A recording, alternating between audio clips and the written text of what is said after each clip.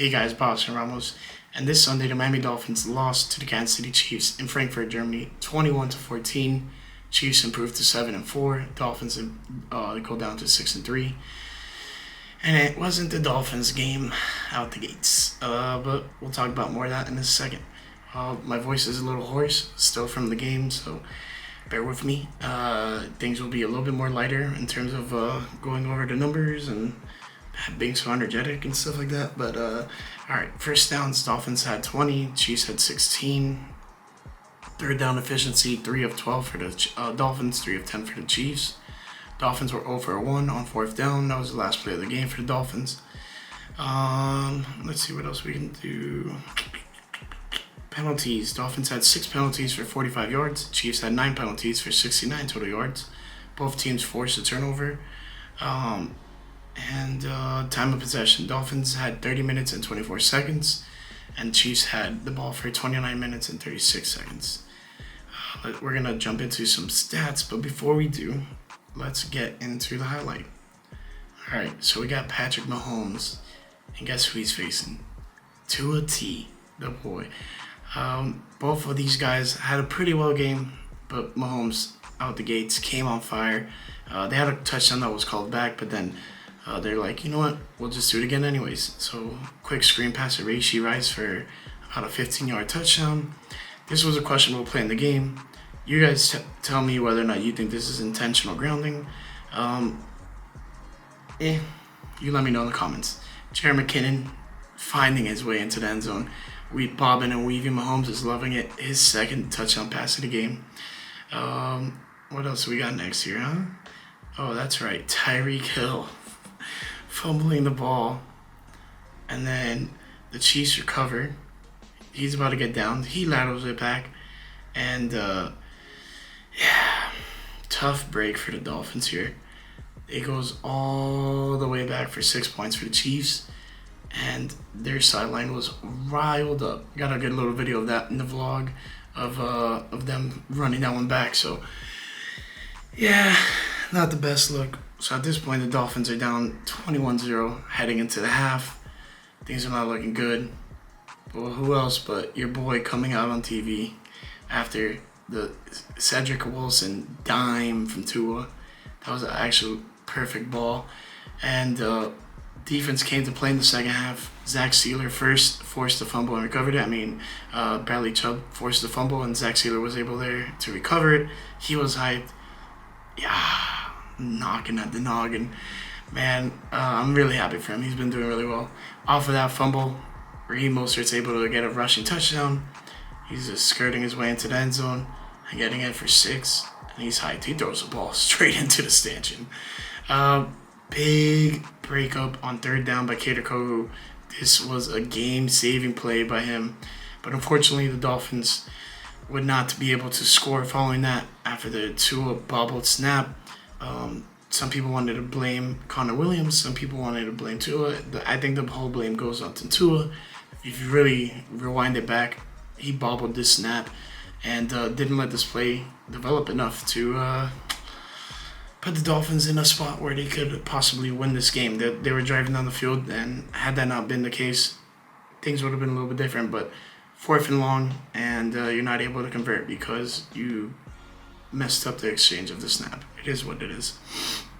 All right, let's get into some stats. Tua 21 of 34 passing, 193 yards, 1 touchdown, sacked 3 times for a loss of 18 yards. We have Mahomes 20 of 30, 185 yards, 2 touchdowns, sacked twice for a loss of 11. Leading rusher for the Dolphins was Raheem Mostert, 12 carries, 85 yards, 1 touchdown. Dolphins had 117 yards rushing on the ground. Kansas City Chiefs, Isaiah Pacheco, 16 carries, 66 yards, and 93 total yards as a team. Tyreek Hill and Jalen Waddle led the team in receptions. Tyreek Hill, 8 receptions for 62 total yards. Jalen Waddle, 3 receptions, 42 yards. He was in and out of the game, dealing with some sort of injury. Everyone else had 3 or less catches for 30 or less yards. And then for the Kansas City Chiefs, Noah Gray was the leading receiver. Mahomes really spread out the ball in this game. I hope you guys know that. Noah Gray, 3 receptions, 34 yards. Sky Moore, 2 receptions, 33 yards. Surprisingly, Kelsey was very limited in this game. 3 receptions, 14 yards. Taylor Swift wasn't there, guys. But yeah, it spread out the ball a lot. Everyone he passed had a completion to had over 10 yards, which was a pretty good day spreading out the ball for him.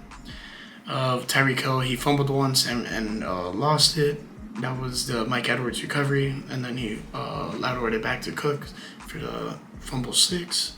Mahomes fumbled the ball, and Zach Taylor recovered.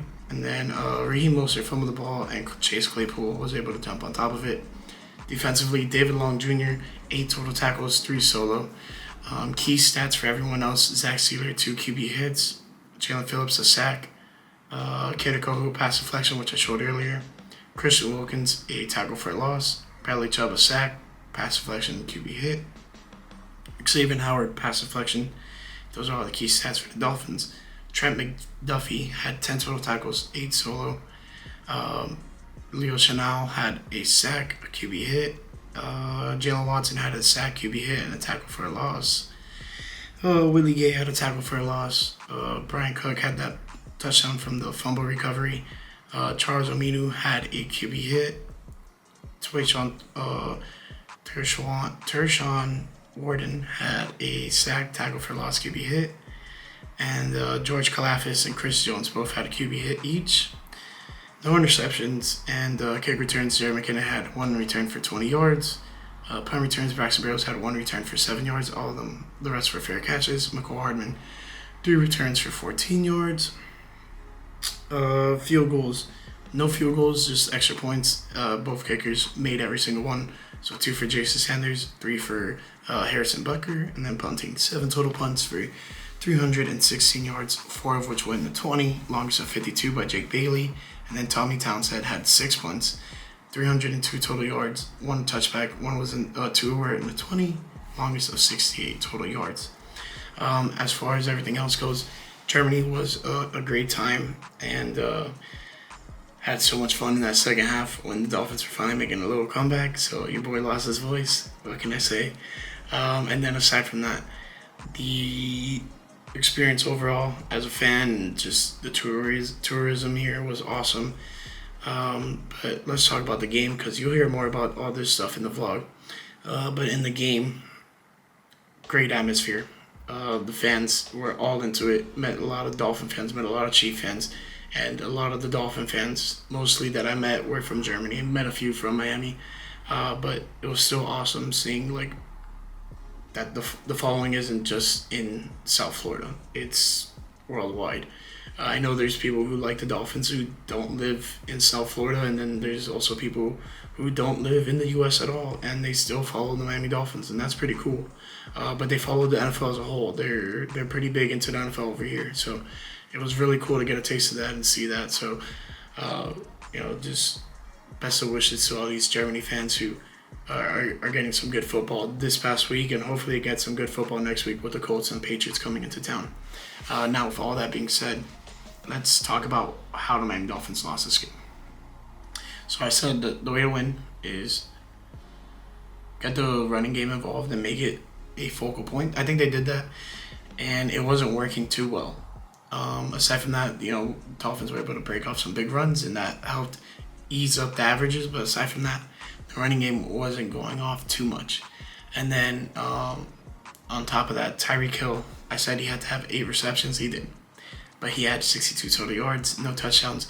So I was really expecting Tyreek Hill to have a bigger game, but the Kansas City Chiefs are well-versed in the Tyreek Hill game, and they were able to limit him very mightily. They did not let him get loose at all. They had 2 guys on him the second he caught the ball, if he ever did. And so that was tough. A couple of drop balls by him, but let's not be nitpicky here. And then defensively, get to Patrick Mahomes. I think the Dolphins did a good job getting to him. They got 2 sacks, and then overall they had 4 QB hits in total. This guy, Patrick Mahomes, is a cartoon character, dude. I mean, he can escape the pocket and just be one step faster than the defender every time. And it's tough. It's tough. You as a fan of the Dolphins, you want to see them bring him down, and then he just goes skedaddle and just takes off. So that's tough. those are pretty much all the things I made a point of in my pregame video, saying how the Miami Dolphins can win this game. But lack of execution is one of the biggest things. There were a few moments in the game where the Dolphins were late onto the field and didn't get the ball off in time, and then had to burn a timeout, and poor execution in some of the routes I've seen. And then on top of that, just overall, defensively, Dolphins played a great game. But the botch snap, and it's more on Tua. It's not really much on Connor Williams. It's more on Tua. He didn't handle that snap correctly. It is what it is. In a crucial moment like that, the Dolphins cannot be having that. You have a chance to get a next first down again and extend this drive and hopefully tie up the game or score a touchdown and try to go for 2 and take the lead. Given the way the game was going, I think they would have rather tried to force a tie in terms of tying up the score. Defensively, I get it. It's Kansas City Chiefs. You allowed 14 total points defensively, and then that fumble 6 was just a tough one. Had that not been ruled the fumble, I'm not saying it was or was not. I've seen NFL officials blow plays dead for less. I'm not complaining. I'm just saying. Yeah, it's a tough one. What can you do? That being said, Dolphins are winless against winning teams whenever they go into the game, and the opposing team has a winning record. So that will be interesting down the line. But currently, Dolphins are 6-3. The AFC East looks like this: New York Jets 4-3. By the time I'm recording this, they have yet to play on Monday night, but they're about to. And Buffalo Bills 5-4. New England Patriots 2-7. And that's how the AFC East shakes up after Week 9. For the AFC West, Kansas City Chiefs are damn near close to locking up that division, 7-2. And the Las Vegas Raiders 4-5 after getting a big win last week. And Los Angeles Chargers yet to play, but currently 3-4. I'm expecting them to win, so I would say they're 4-4. And then the Denver Broncos 3-5. So with that being said, Kansas City's on top of that division, running away with it. But that pretty much wraps it up for this game recap. I hope you guys enjoyed it. And really, really, guys, stay tuned this week for the vlog. It's going to be sick. I'm not sure if I'm going to split it up in 2 videos or not. But definitely know that there's going to be a bit of tourism mixed in with that vlog. And then definitely a lot of game stuff. The game was awesome. I had a phenomenal time at the game. So I hope you guys enjoy it when it comes out. And if you made it to this point, thanks for watching. And maybe click that subscribe button. How about the boy? But thanks you for watching, and I'll catch you guys in the next one. Peace.